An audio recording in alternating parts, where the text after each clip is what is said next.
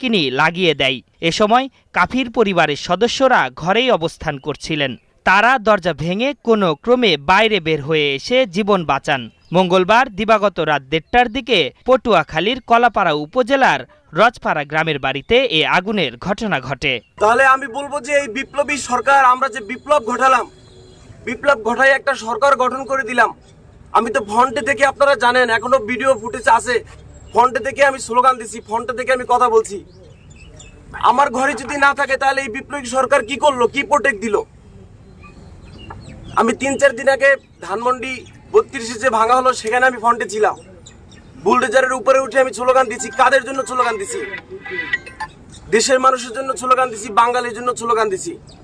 তো বাঙালির জন্য স্লোগান দিয়ে আমার বাবা মা ভাই বোন ভাতিজা কেউ নাই, আল্লাহ কোনোভাবে বাঁচাই দিছে। বাইরে থেকে লাগাইয়ে সব পুরো ঘরটাই নাই। আমি অন্তর্বর্তীকালীন সরকারকে কাটছাট ভাবে বলতে চাই, 7